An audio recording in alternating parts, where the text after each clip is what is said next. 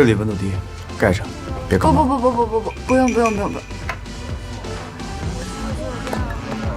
盖着吧。哎，志远，我好晕啊，送我回家吧。你怎么回去啊？行了，差不多了，散了吧，我们，好吧？谢谢陈总，谢谢乔总。李辉，你上次说你家离我家近，对不对？你送我一段呗。好。拜拜，心丽姐，你安全到家啊。陈总，我们先走了。小雨，要不我送你回家吧。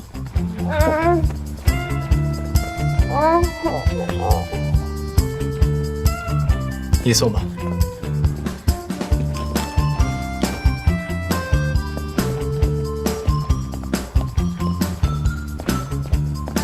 你还能走吗？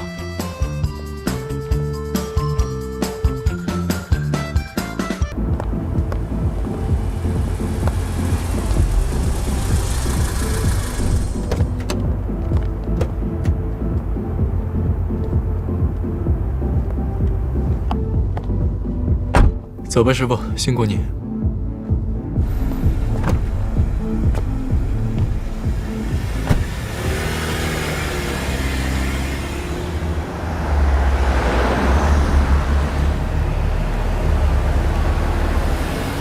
你是一个人，可以干掉2瓶白酒，还可以在医院演完胃出血、全套戏码的酒量。这点啤酒，不至于把你喝挂吧？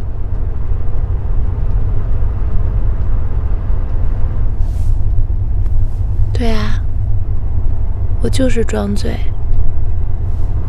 我就是喜欢你关心我、照顾我，不行吗？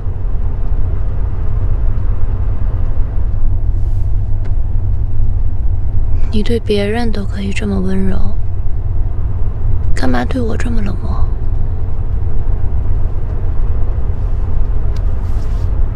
老李啊，靠边停。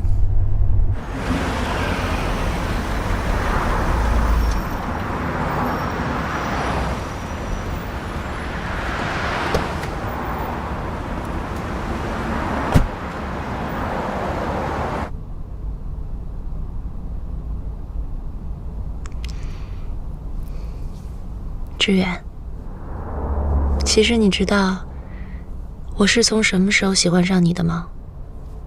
难道不是第一次见面时候的聚会吗？自作多情。我第一次见你啊，特别讨厌你。那个时候留学生圈子里，好像没有人不知道你的名字 ，Lucas。好多女孩都喜欢你啊。Aren't you not interested in finance? Why did you come to our college? I'm here for Lucas. Hey, Cindy. This is Andrew, and this is Lucas. Hi. Hi. Hey, Ari. Hi. I'm Lucas. 所以我们第一次见面，你当着那么多人的面，哼了一声。我就是想让你知道，我跟别的女孩不一样，我不喜欢你。可是后来你的反应，既没有表现得很在意，又没有表现得很不在意，反倒让我总是情不自禁地想去多留意你。起初是因为不忿，我不明白为什么你能得到那么多人的夸赞和关注，而且那段时间我好像走到哪儿都能听到你的名字，我的老师、我的朋友，甚至我的闺蜜，总在谈论你，走到哪儿都能看到你。Cindy, where are you going? Chung, I didn't expect you to explain finance in such an interesting way. Since Mr. Chen is such a good teacher, why don't you give an interesting introduction to someone like me who doesn't understand the finance? What do you want to know? Derivatives. For example, you want to buy the Lady Dior bag from Cindy. But you have to buy a handbag at first. This is derivatives. Price of your Lady Dior bag is intrinsic value. The money you earn from selling your handbag is called in the money.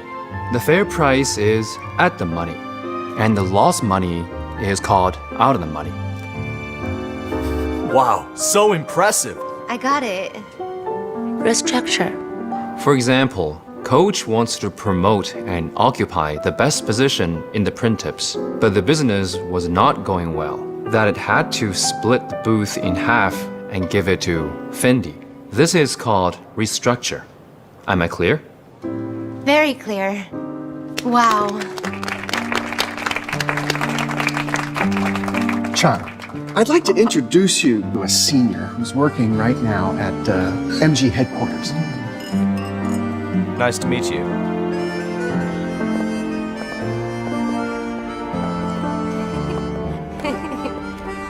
其实我也会说一点中文。Bye. Bye, see you.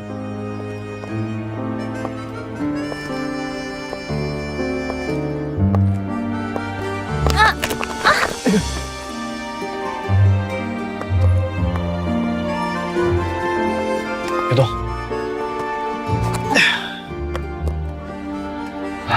怎么样？没事儿。脚没事吧？要是穿成这样摔一跤，得多狼狈啊！谢谢啊。不客气。其实现在想想，那个时候你帮我，可能是出于绅士风度，但是那个时候我就坚定地认为，是因为我与众不同，独一无二。我到现在都觉得，正是因为我的自信，所以才让我从那么多女孩中脱颖而出，得到了你。可我没想到，只得到了2年，2年一毕业，你就跟我分手。志远，是不是因为我爱上了你之后太卑微了，所以你才对我没有兴趣跟我分手的？其实你没变，你还是你，只是我变了。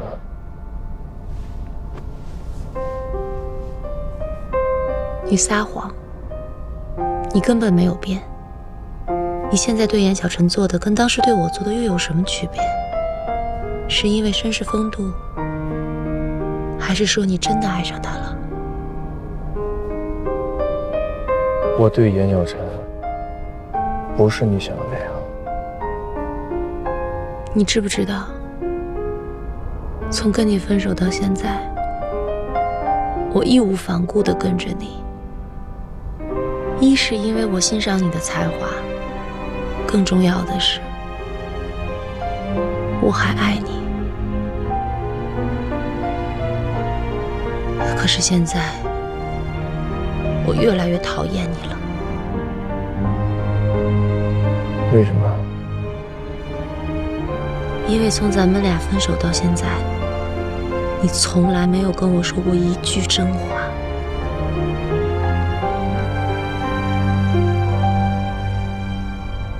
你确定今晚不想让我去你家吗？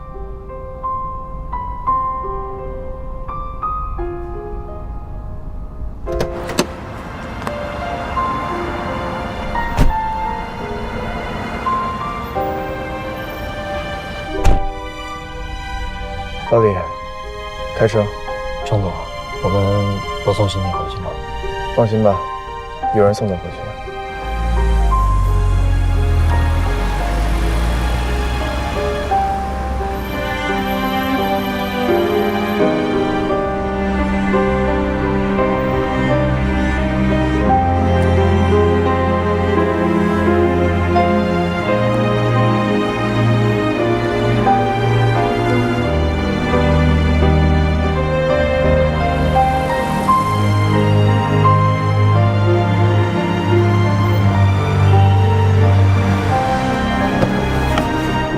师傅，咱们跟过去。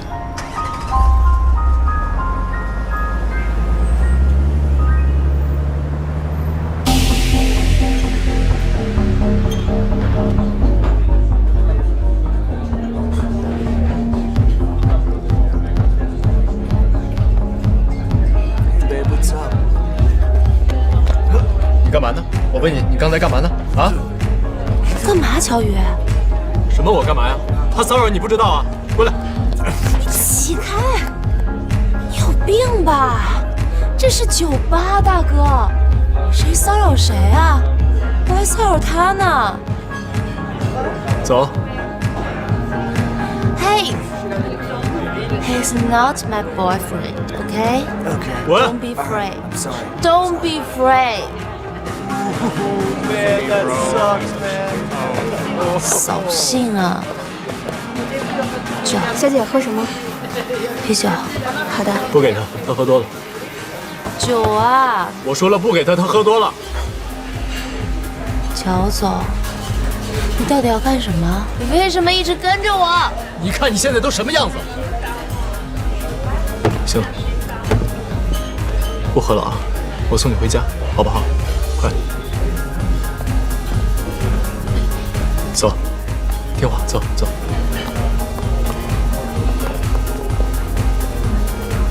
干嘛呀？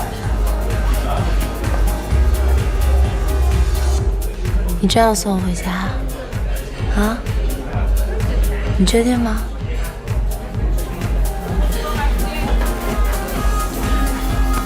跟你玩玩，可以啊。但是想要跟我谈恋爱，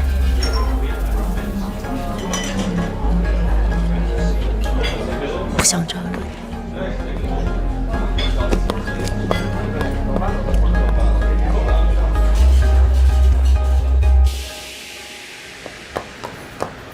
森迪姐，走。早安。早安。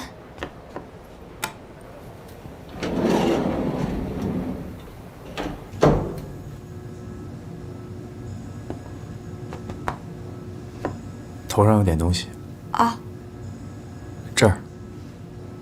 谢谢陈总。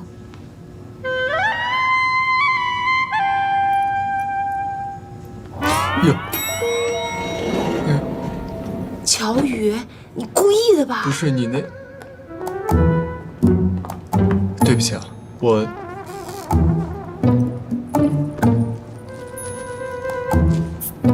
你出去啊！哦，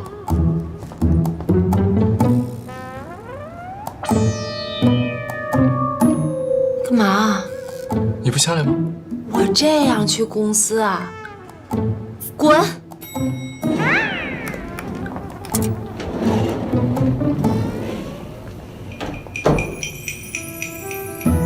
那个，要不我给你擦吧，你也看不见是吧？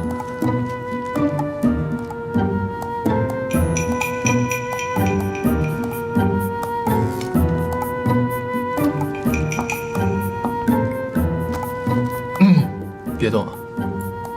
你往前点，别动。不是，我刚才真不是故意的。哎，你别动。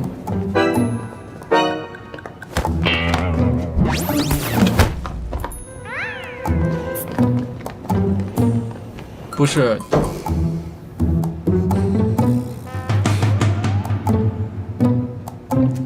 还有纸吗？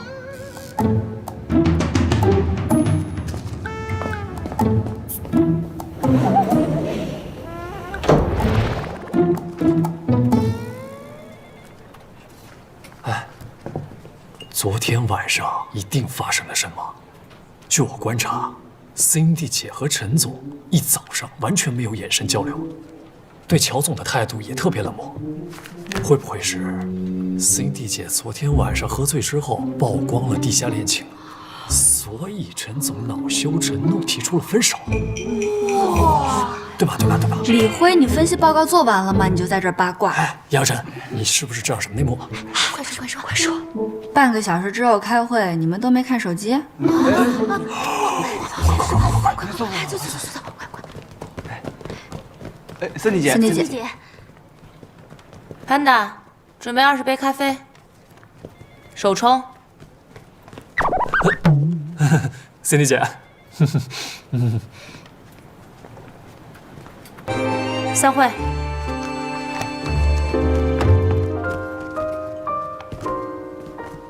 Cindy 今天吃什么枪药了？不知道。叶耀晨，今天放下你手头所有工作，下午跟我去见客户。Open your eyes today, OK？ 楼下等我。金融跟做金融可不一样，你在学校成绩好，不代表你到公司业绩好。在别的行业里，甲方是爸爸，但在我们这行，你可得先学会做儿子。因为好的投资项目是不可能坐在那儿等你的，你要想拿到不同的客户，光靠在办公室死用功根本不行。你要动用一切的手段，才能把先机牢牢地掌握在咱们自己的手里。一个项目是否值得投资与注资，除了表面上需要了解公司的条件与项目资料，还有更需要深入了解的，就是公司经营者以及项目合作者的出身、性格、爱好与过往经历。通过这些来了解和他们是否有项目合作的可能性。高总曾经走过仕途，半路下海经商，在项目审批等方面他经验丰富，尽管要求严格，但只要和他合作的项目都不会出现纰漏。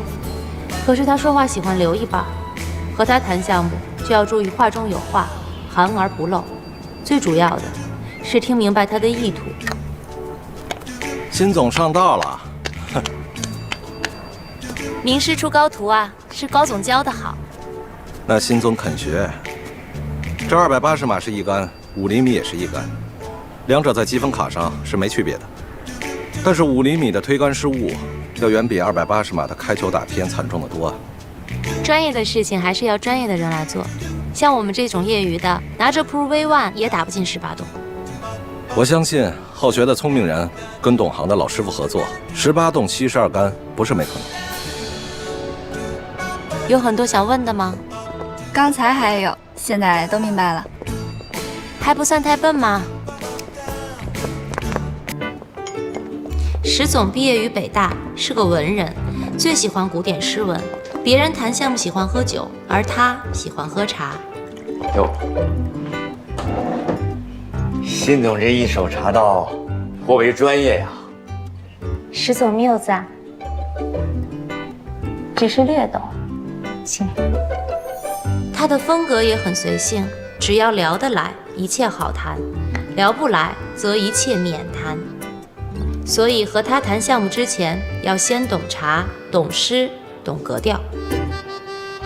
春风休憩忆江南，撒颗茶炉共一担。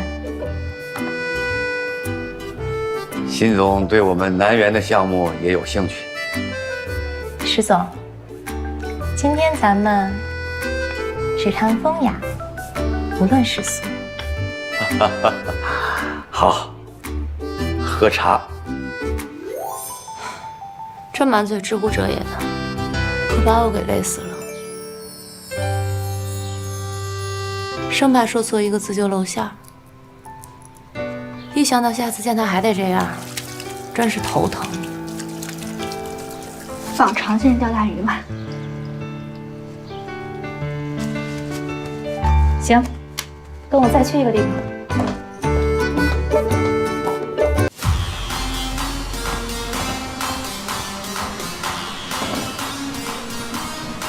心丽姐，我发现杨总，她虽然是个女强人，在商场上也雷厉风行的，但是她至今未婚，说明她内心娟秀，还在等她的白马王子。所以，与其让女孩子跟她去谈，还不如找个帅哥去谈，对不对？分析的没错。不过除此之外，还有一个办法。什么办法？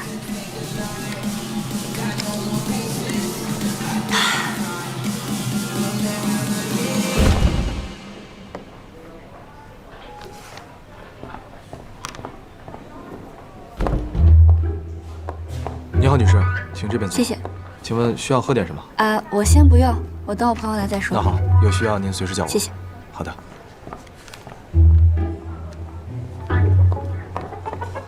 嗨，辛丽姐，这儿。哎，Cindy，杨总，好久不见。是啊。哎，你这哪儿买的？这个啊，坐。这个我是在摩纳哥买的，我找了好几个地方都没有找到。给我看看。这个包我也是托我个朋友等了3年才等到的，很好看。说实话，我就差这一个，就能完成我所有的收藏了。是吗？嗯。哎，那我可以把我朋友推给你啊，然后你问问他，也许还有呢。好啊，你可以拍一张照，然后发给他。确实挺好看的。今天也带你见识了不少了，我想你回家需要自己消化一下。今天确实是给我上了人生最重要的一课，感谢老师，走了，明天见。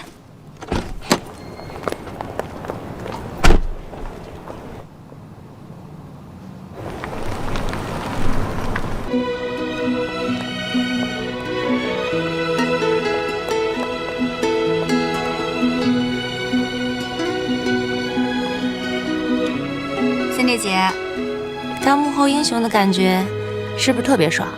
这个你最清楚了。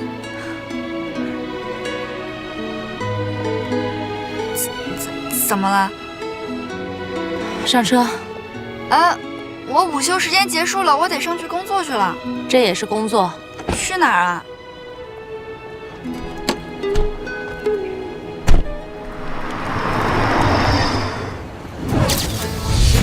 ？Cindy 姐，咱来商场干嘛呀？来商场能干什么 ？shopping 咯。不是去见跟我们公司有合作的赵总吗？叶晓晨，我一直觉得你的衣品太差了，每次跟我出去对外活动，我都觉得你严重影响公司的形象。左思右想，治本是来不及了，先给你治标吧。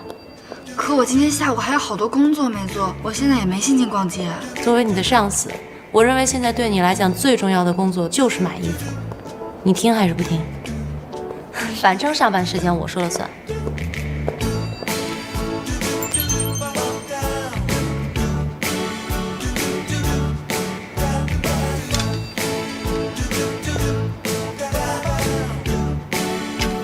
试一下。我不是。小姐这边请。算了吧。不是也可以，这个月的奖金不要了。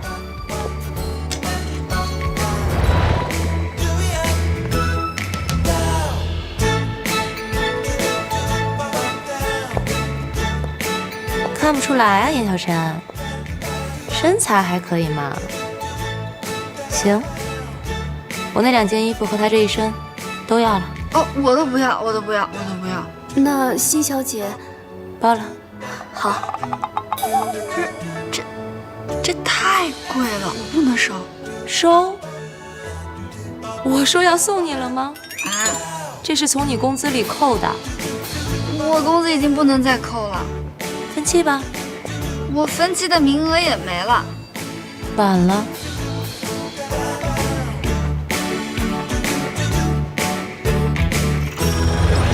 我自己来。没关系的，小姐，您可以先试试看，不买也没关系。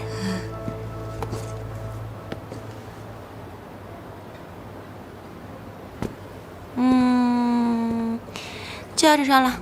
可是太贵了，Cindy 姐。从你下个月的工资里扣吧。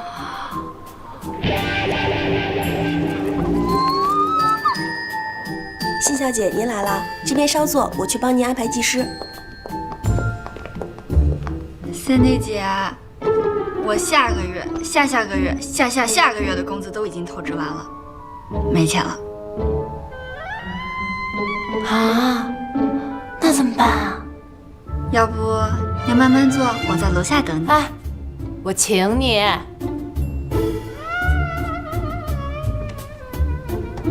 好吧。辛小姐，坐好了。您帮您闺蜜选的颜色真适合她，二位再休息一下吧。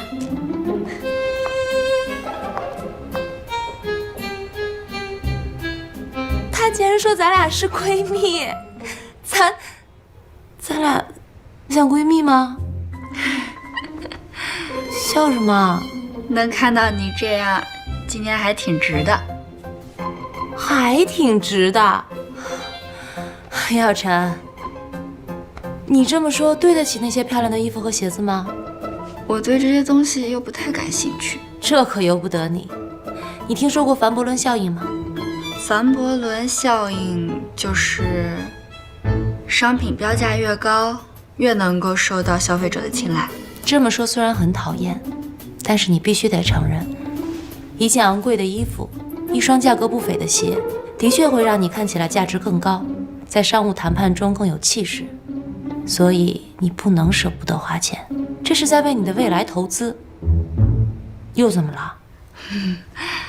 我是觉得你一本正经的时候，感觉像在捉弄我，但是你在捉弄我的时候吧，我又觉得你挺一本正经的，就是这个感觉特别微妙。我也说不好，好像是有点。你今晚回家吗？我想跟你聊聊。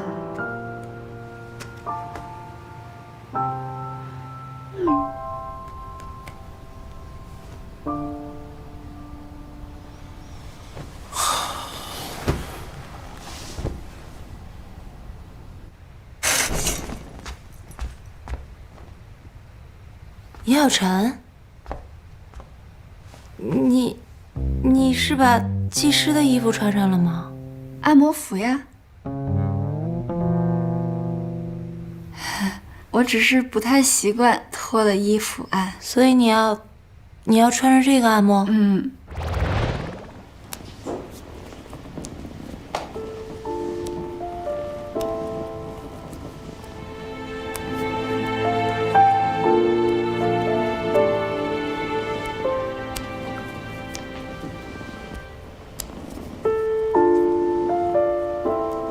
你从一开始就不相信我可以自食其力，你不相信我可以成为一个有能力的人，你不相信我可以给你一个美好的未来。其实你一直觉得我比不上那个程之人，我永远不可能有他那么有能力。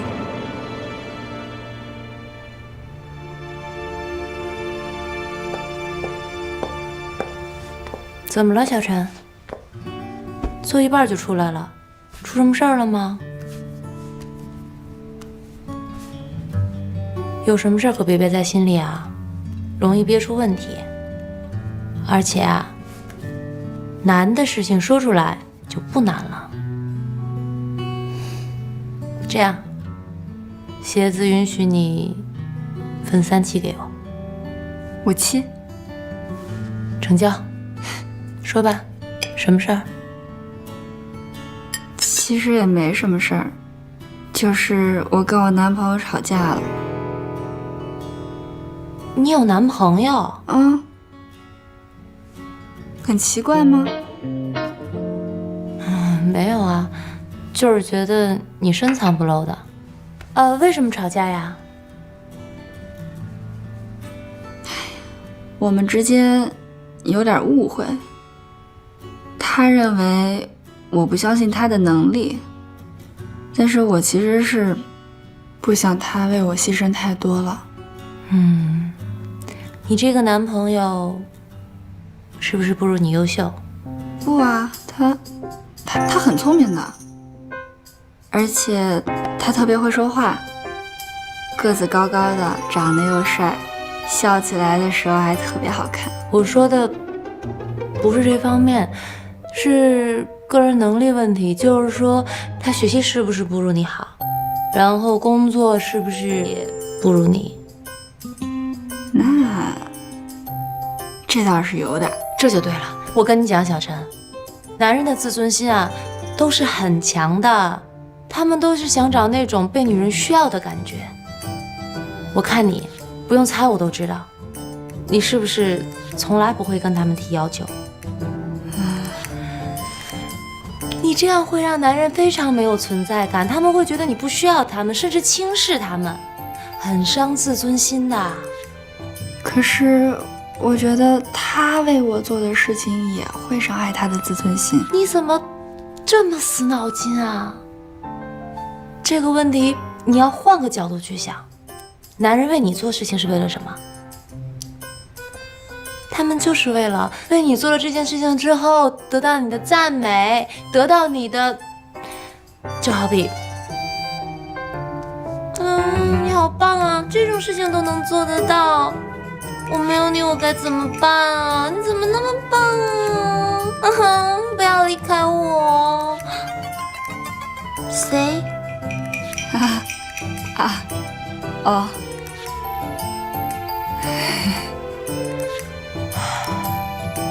我感觉你根本没有明白，我可能白说了。你再想想，我去买单。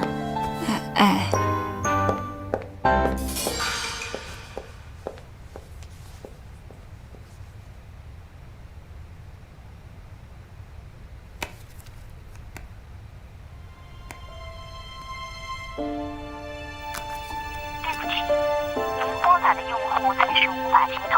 请稍后再拨。Sorry, the subscriber you dialed cannot be connected.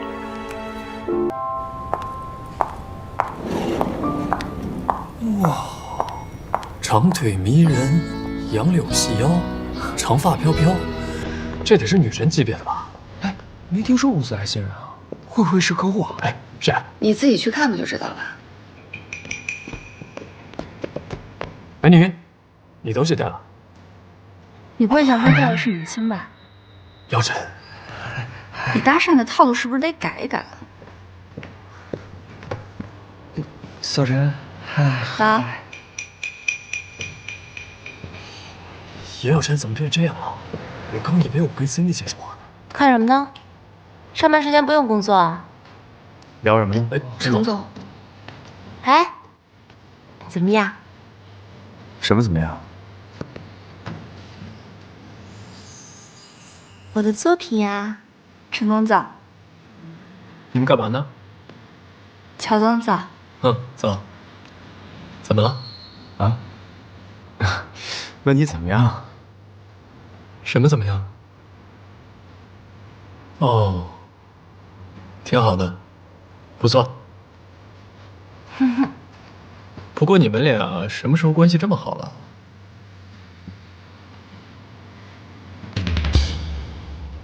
我们是上下级关系，有什么好坏之分吗？我这样对他只是因为我们公司的形象考虑。哦，有问题吗？哎，问你呢，觉得怎么样？有没有什么问题啊？不错，不错。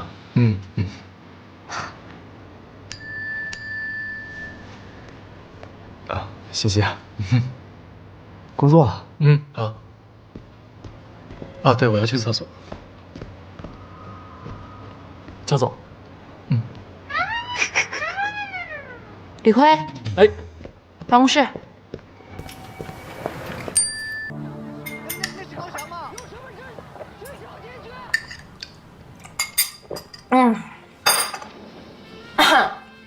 满足。说吧，找我什么事儿？没什么事儿。没什么事儿，你给我打电话。哦，好像是我打的啊。当然了。什么事儿啊？我跟他求婚了。你求的婚？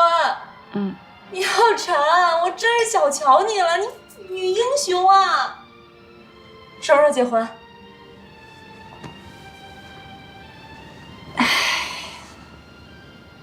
他拒绝你了。好，旧的不去，新的不来呀。挥别错的，才能跟对的相逢。分手才能有更好的等着你。可我没想着跟他分手。我跟他吧，你可能不太了解，他对我来说特别重要。就在他没出现的时候，我的世界只有2个颜色，一个黑，一个白。可是当他出现了，他就像一束阳光一样，把我整个世界都照亮了，还给我带来了五彩缤纷的颜色。这就是我离不开他的理由，这是他的魔力啊！我没有想到你对他这么迷恋。那如果你俩真不合适呢？不会的。大学的时候，你们两个是可以很纯粹的谈恋爱，享受爱情。可是等到了社会上，你们要共同面对生活的时候，你就会发现，两个人一样的人生观、价值观比什么都重要。要有一样的追求，要有一样的步调。现在的你，为工作努力，为现实筹措，他在干嘛？他追得上你的步伐吗？难道这个不会伤他自尊心吗？你们的问题会越来越多的，矛盾会越来越升级的，然后到最后你们就真的根本没有办法去面对。好了，孙姐，我现在不想再听这些事儿了，咱换个话题聊聊。那我们聊点什么呢？说一说我。你别看我跟你说的头头是道的，其实，在爱情面前，我才是一个十足的失败者。程志远是我前男友，你知道吧？他跟你说的。他还跟你说什么了？没了。他就没有告诉你，我们俩的开始是因为我的阴谋。我为了能跟他在一起，在一个下着大雪的天气里，把他约到了我们学校的实验室。你找我来，有什么事儿跟我说吗？我们直接点，你觉得我怎么样？很好啊。做你女朋友怎么样？不好意思啊，我还没想交女朋友。现在可以开始打算了。好，那你容我考虑一下。你有2个小时的时间。什么意思啊？我让詹姆斯把门锁了，也就是说，在未来的2个小时的时间里，这里只有你和我。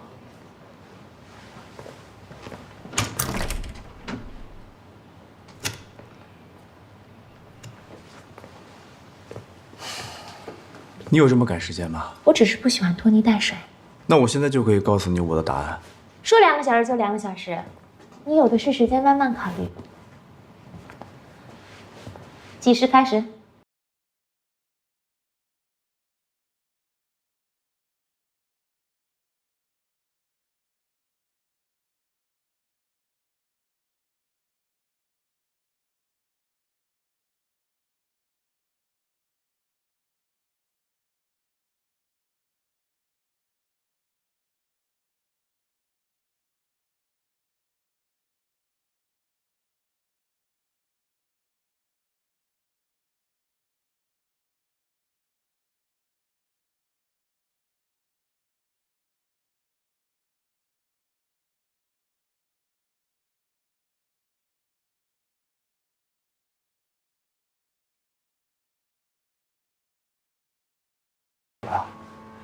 我暂时还不打算交女朋友。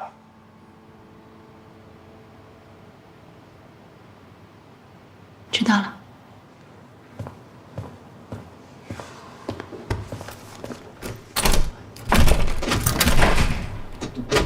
詹姆斯，詹姆斯，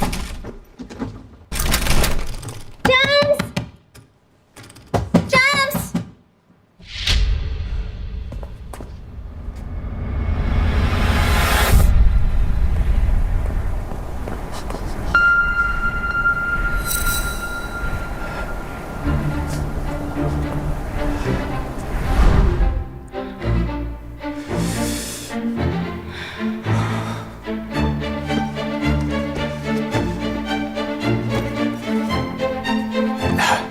坐这儿。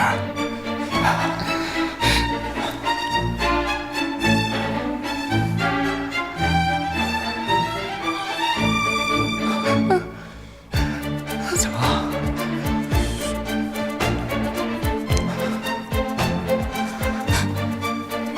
你发烧了？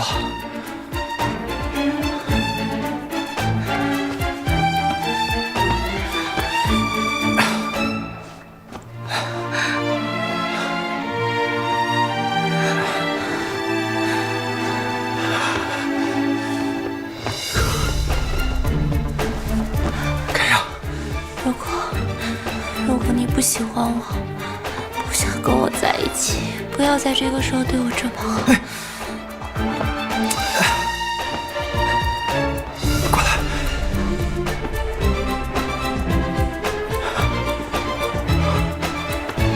给我。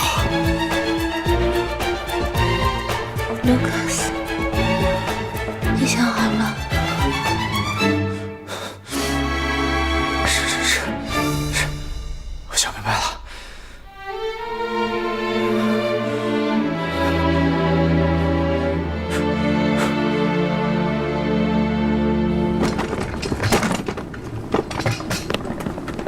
Stop。怎么了？什么？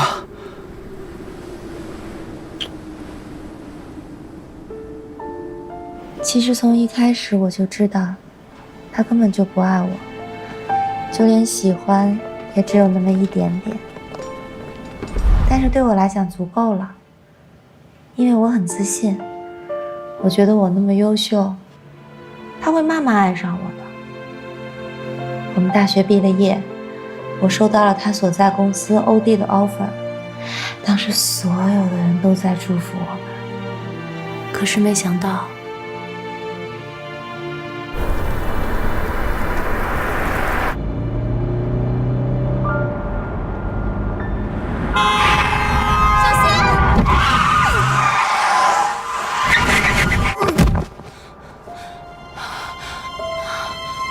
志远，你怎么了？胳膊怎么了？胳膊动不了了。我没有想到这场意外居然改变了一切。其实我跟他相处的这2年，我们也不像正常情侣那样，我们也就是牵牵手、拥抱一下，甚至连接吻都很少。所以我有预感，我们不会坚持太久了。那后来呢？后来他回了中国，可是不知道为什么，他很快又回到了美国，并且很决然的要跟我分手。几天前，我在欧弟辞职了。你辞职了？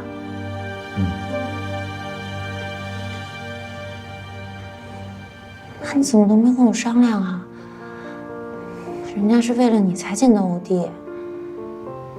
我有别的打算，我打算回国创业。你要回中国？那我们怎么办啊？我朋友和家人都在这边，我总不能跟你回中国吧？你想过这些吗？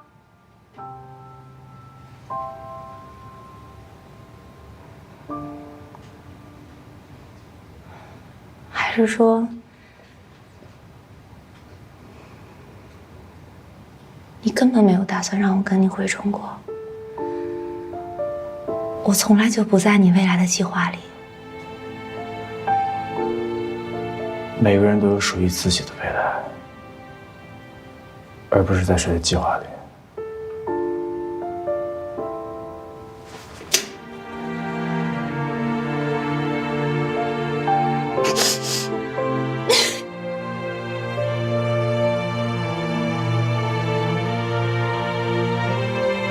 给了。我。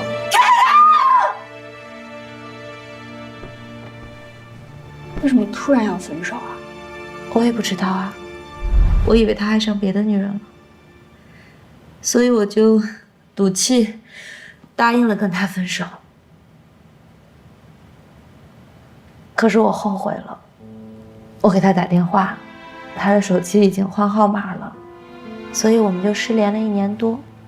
后来一个偶然的机会，我知道他在寻找创业伙伴，我就顺着消息找到他，想加入他的团队。我没有想到他会答应，可是他对我的态度，就好像我们之间那段感情从来没有发生过一样。他这么渣呀？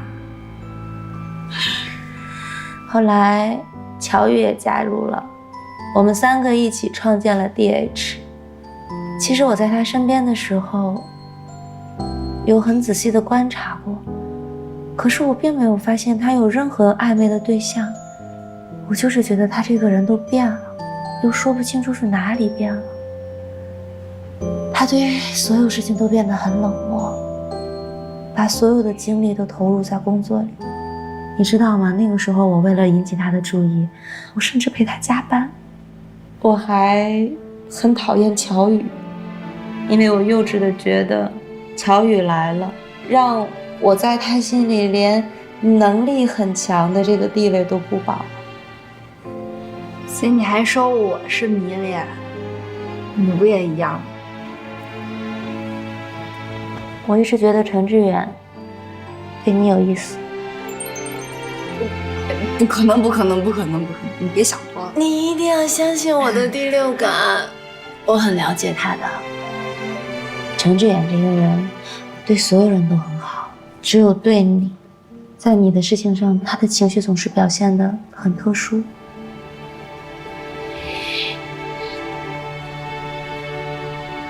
他跟你说过他有个妹妹吗？他有个妹妹？对啊，他跟我说过，我跟他妹妹感觉很像，所以我觉得他对我好，可能是因为出自于这种情愫吧。你不觉得这个听起来特别像大叔欺骗小女孩的一种套路？其实跟你说了这么多，我就是想告诉你，感情就要当机立断。如果你决定不分手，那不管有多少的误会，不管有多少的阻碍，你都要想尽一切办法去解决。但是如果你一旦决定分手，你就要快刀斩乱麻，不要像我一样拖拖拉拉，这样你才有空间去追求你自己的幸福。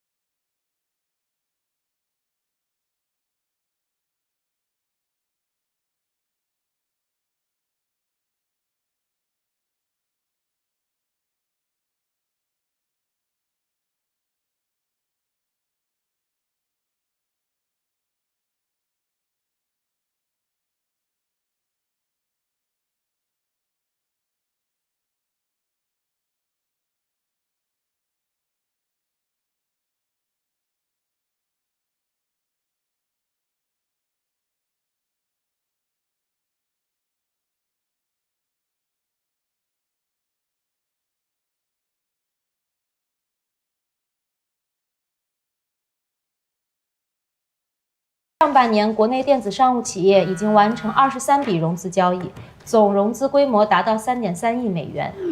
而在请假了没？不会不记得下午要去干嘛吧？总融资金额达3.37亿美元。6月份，共有9家企业宣布获得风投，总规模超过1亿美元，为电子商务行业融资史上最活跃的月份。企业掀起自建物流风，物流体系已经成为限制电子商务发展的瓶颈，货不对版。难以验货后付款已成为网络购物的致命伤。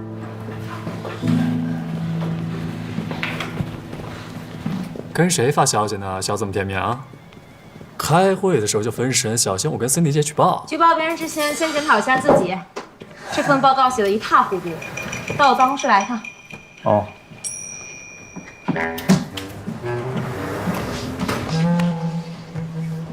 喂，沈总的文件你帮我给他吗？希望我出来的时候还能再见到你们。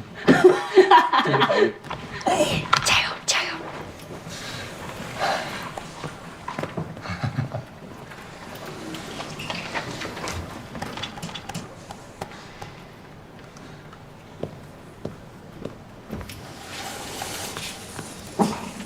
老板，你的资料。好，放那吧。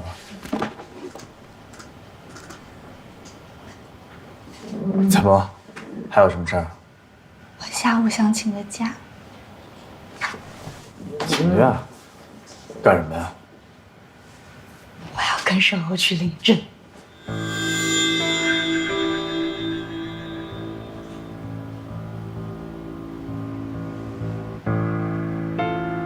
怎么了？不行吗？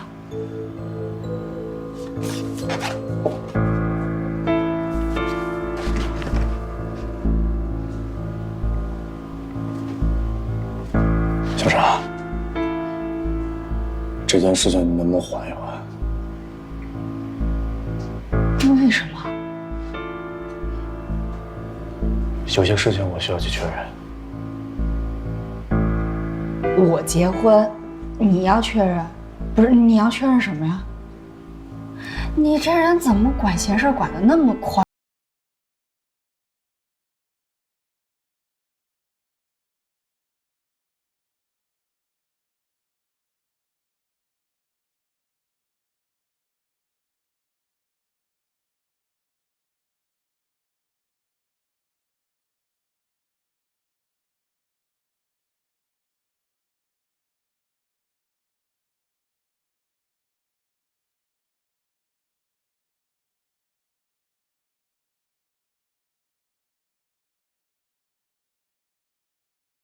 喂，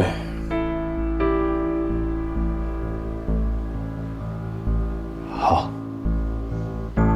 那就周五下午。不行，不能来我们公司楼下，我把地址发给你。再见。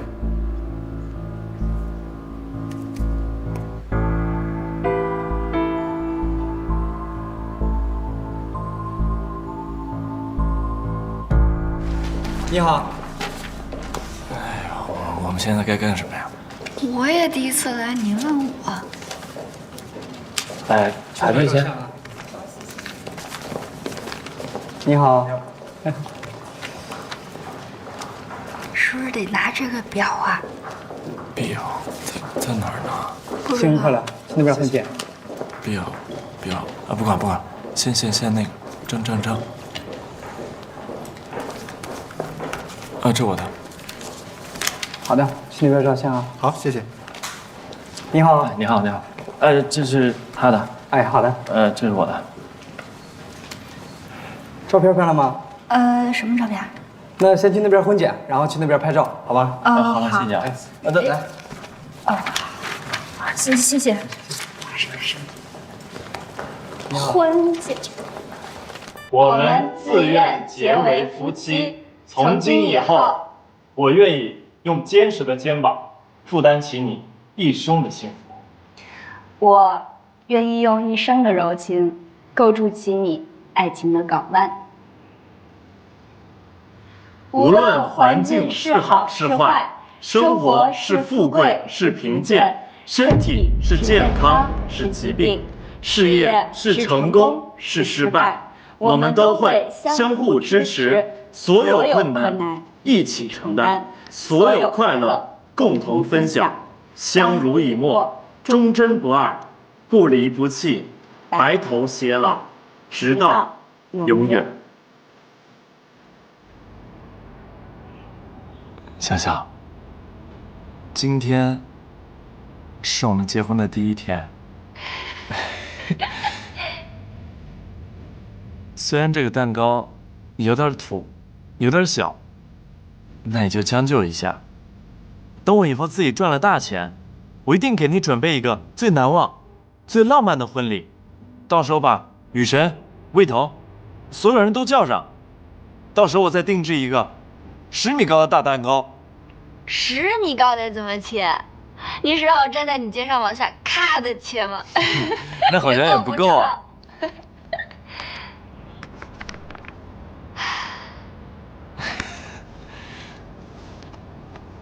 夏夏，我们真的结婚了吗？对啊。那我现在是不是应该叫你老婆啊？不行，我得练习一下。老婆，你别笑啊！我重新来。老婆，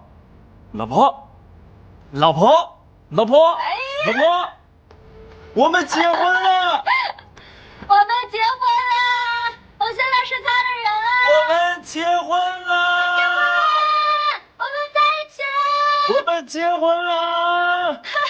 喊什么喊？结了婚赶紧回家，别在这儿吵！结婚了还不让喊？对。小小，我们真的结婚了，我们以后再也不会分开了。这辈子都不分开。老婆，哥。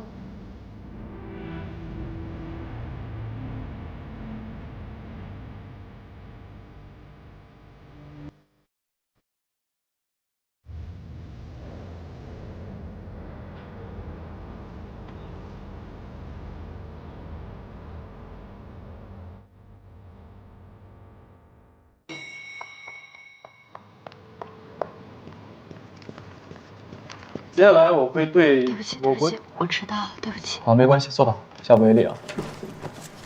接下来我会对各领域的投资项目做一下综合的评估。商业用房的供求矛盾现在是比较突出的。其实，在前几年经济过热的时候，商业用房还是比较畅销的。但是随着国家宏观调控政策的实施，这几年处于下降的趋势。但是商业用房的住房面积又不断增加，就加剧了这种供求关系的矛盾。所以我建议，我们的项目重心应该从房地产行业转向于新兴的互联网金融行。好，就这些。你还有要补充的吗？没有，挺好的。好，那就散会吧。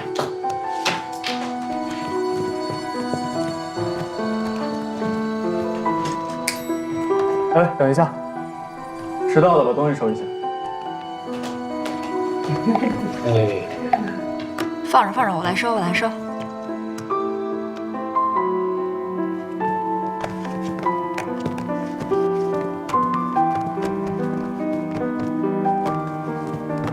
哎，潘达，程总下午什么安排啊？程总，我看一下哈。下午2点，爱因斯坦咖啡厅，深思集团董事长。哦，谢谢。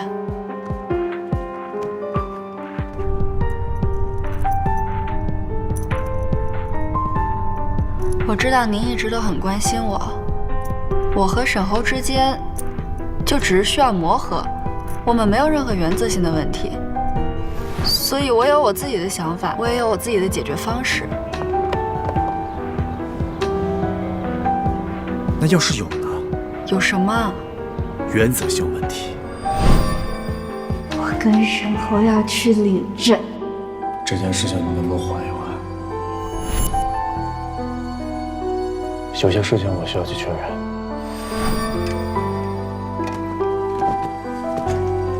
啊？问也白问。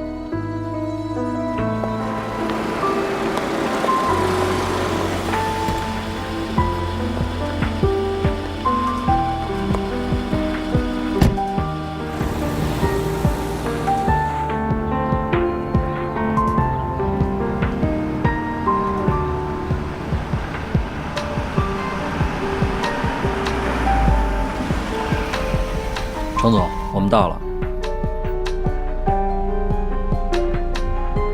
程总，哎，